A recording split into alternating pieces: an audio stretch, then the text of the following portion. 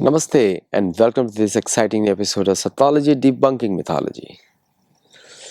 आप चैनल को वीडियो को देखने से पहले लाइक करिए, शेयर करिए, सब्सक्राइब करिए और साथ में आनंद भी लीजिए, बड़ा मजा आएगा। अभी यूक्रेन ने आक्रमण किया, भयंकर आक्रमण किया, रशिया के नॉर्दर्न एरियाज में पहुंच गया, 5 जगहों पर आक्रमण किया, ट्रक बेस्ड ड्रोन्स भेजे और दिखाने की कोशिश करी। एक्चुअली ऑपरेशन तो यूरोपियन ही था, वेस्टर्न यूरोपियन ऑपरेशन था, यूके का ऑपरेशन था और यूएस का ऑपरेशन था, कंबाइंड इन सब का ऑपरेशन था। लेकिन जो आक्रमण किया वो इतना डीप डेप्थ में किया कि रशिया थोड़ी देर के लिए शॉक हो गया और दुनिया सकते में पड़ गई। अब न्यूक्लियर वॉर हो जाएगा, ये हो जाएगा। देखिए, वर्ल्ड वॉर 1 की भी कहानी है। वर्ल्ड वॉर 1 की कहानी है किस तरह यूके ने पर्ल हार्बर करा के यूएस को इन्वॉल्व किया। यहाँ पे यूके ने रशिया में ये अटैक करा के यूएस को इन्वॉल्व करने की कोशिश करी कि रशिया विल अटैक यूके, और क्योंकि सबको इन्होंने सारे प्रूफ छोड़ दिए। हर जगह लोग बोल रहे हैं प्रूफ्स नहीं है, सबके प्रूफ्स हैं अभी कि किस तरह कजाकिस्तान में जाके वो ऑपरेशन शुरू किए गए, किस तरह वहाँ से जाके ऑपरेशन शुरू किए गए और वहाँ छोड़ दिया गया सबको। तो दिस वाज ऑल डॉक्यूमेंटेड, वो सब प्रूफ मिल गए। तो रशिया को भी पता लग गया कि कौन इन्वॉल्व है, वेस्टर्न यूरोप से कौन इन्वॉल्व है, जर्मनी इन्वॉल्व है, और जर्मनी, यूके और अपना कनाडा और अमेरिका इन्वॉल्व, चारों कंट्रीज इन्वॉल्व है, पता लग गया। 1 घंटे का बात किया ट्रम्प के साथ। उस कन्वर्सेशन में पुतिन ने साफ बताया कि आपकी ये सब एजेंसीज इन्वॉल्व है, यूके की ये सब एजेंसीज इन्वॉल्व है, और आप ये समझ लीजिए अगर मेरा आक्रमण हुआ तो आप को छोड़ा नहीं जाएगा, हम यूएस मेनलैंड को टारगेट करेंगे, ये धमकी दी गई।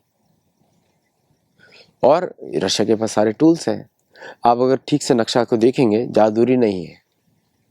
और रशिया का जो स्प्रेड है ईस्ट वेस्ट का, और रशियन मॉस्को से लेके नॉर्थ अमेरिकन जो स्प्रेड है जादूरी नहीं है।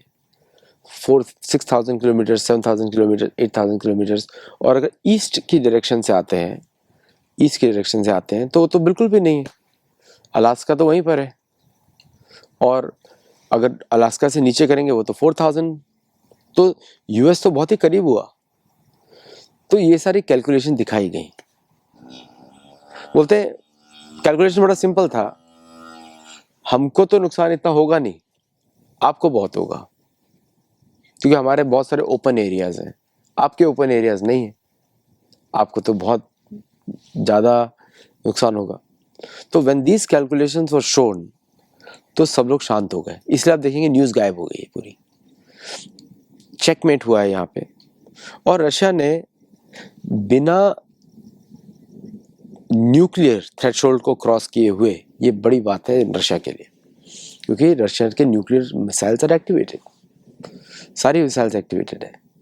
ये रशिया ने बता दिया कि देखिए हुती से आप भागे, हमसे आप भाग भी नहीं पाएंगे, क्योंकि आपके सारे एयरक्राफ्ट कैरियर्स हमारी लाइन पर हैं, आप बच नहीं सकते किसी से। ये है कोऑर्डिनेट्स।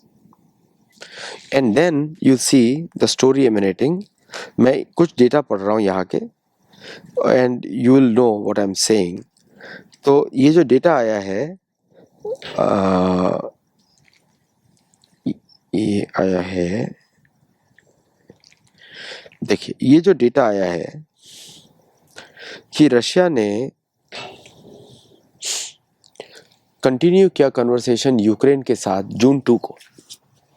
उसको मालूम था ये अटैक्स किसने करवाए हैं, डीरेल कराने के लिए यूके ने।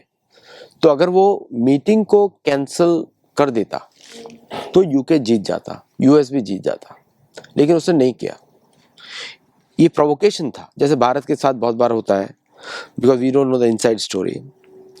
तो रशिया ने उस रात में, पहली रात में, ये जब अटैक हुए आफ्टर दैट फर्स्ट नाइट को, 400 ड्रोन अटैक किए, 75 मिसाइल अटैक किए और कंटिन्यूसली करता रहा वो इस तरह की स्पीड से।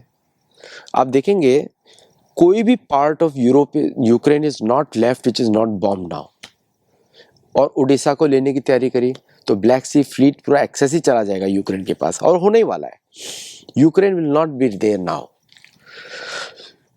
2 जून को एग्रीमेंट साइन किया और उसके बाद तुरंत ही उसके 25 सर्विसमैन रिटर्न हुए, और फिर उसने वापस लेने के बाद फिर एक प्रिसीजन अटैक किया रोवनो रीजन में।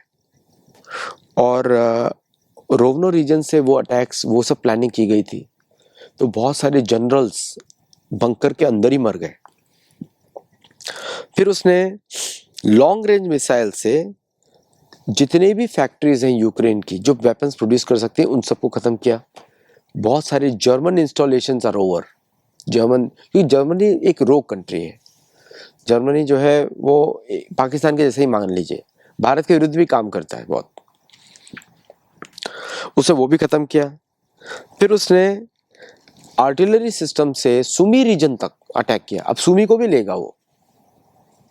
तो उसने अपनी बाउंड्रीज को इन 4 दिनों में करीब ओवरऑल टोटल बाउंड्री में एक तो उसे स्टेबल रखा है एरिया जो उसे ऑक्यूपाई कर लिया। अब वो नॉर्थ से साउथ की तरफ मूव कर रहा है। वो कट करके आएगा वेस्ट की तरफ, वो पूरा रीजन को लिबरेट कर देगा। फिर वो यहाँ से कट करेगा उसको लिबरेट, जिसको बोलते हैं सलामी स्लाइसिंग। सलामी तो गलत वर्ड है, मीट का शब्द है, लेकिन बट एनीवे स्लाइस कर रहा है धीरे धीरे, पतले पतले उसमें पतले पतले लेयर्स में स्लाइस कर रहा है वो। उसने स्ट्रेटेजी चेंज कर दी। ये इंस्पिरेशन कैसे आया? ये इंस्पिरेशन आया भारत के अटैक से। भारत का जो प्रिसीजन अटैक था पाकिस्तान के ऊपर 45 प्लेसेस में, वो इतना, वो पाकिस्तान को घुटने पे लेकर आ गया 4 दिन में, 3 दिन में। उसने उससे सीखा, उसने बोला कि ये नहीं, अब हमको हाई प्रोफाइल अटैक्स करने हैं, तो अभी वो सारे एयर डिफेंसेस को हटा रहा है पूरे उसमें। अब नेस्तनाबूद, इसको उर्दू का शब्द है, मेरे को पसंद ही नहीं शब्द, बट एनीवे, बट अच्छा लगता है सुनने में कभी कभी। Over, game over in Russia, in Ukraine. और अब जो है यहाँ से मूवमेंट चल रही है। यूके डर के मारे, यूके ने B-61 बॉम्ब मांगे यूएस से कि अपने F-35 में लगाएगा। F-35 उड़ ही नहीं सकता उसको लेकर।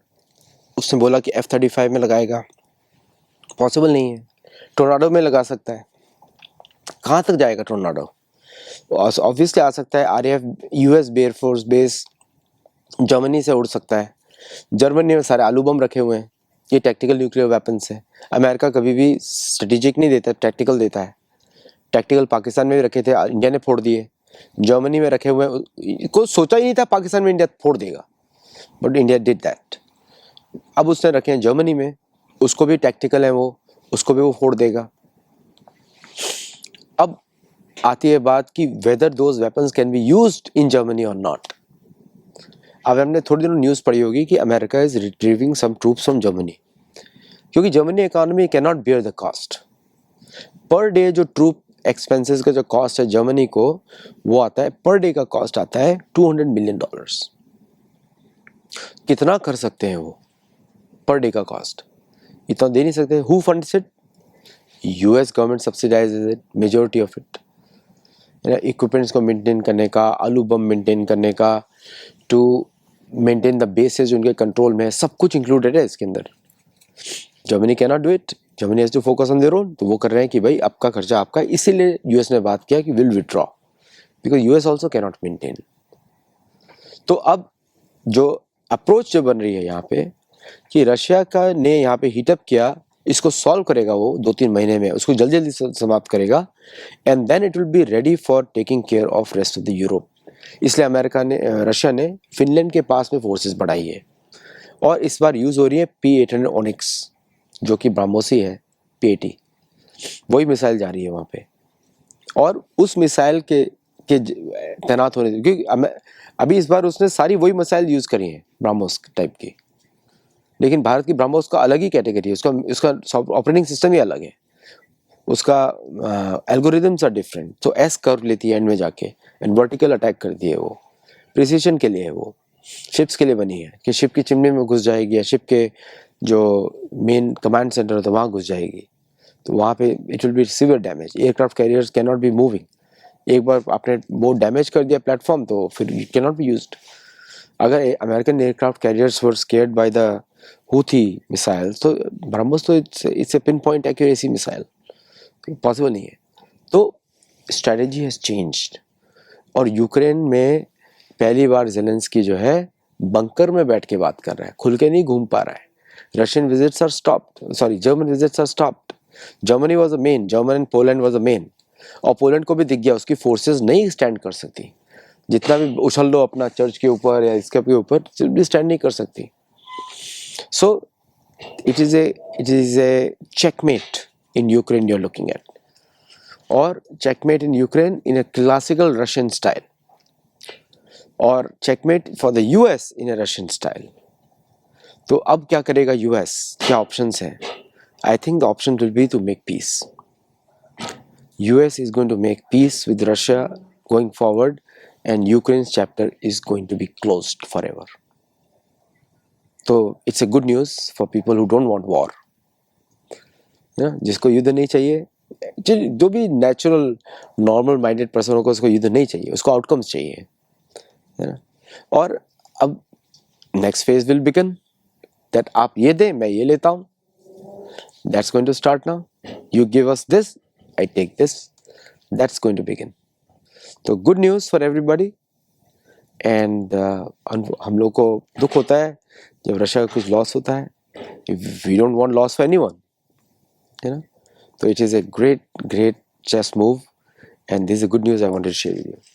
लाइक करिए, शेयर करिए, सब्सक्राइब करिए, और हम लोगों को फीडबैक भी दीजिए, कमेंट्स भी करिए. Thank you.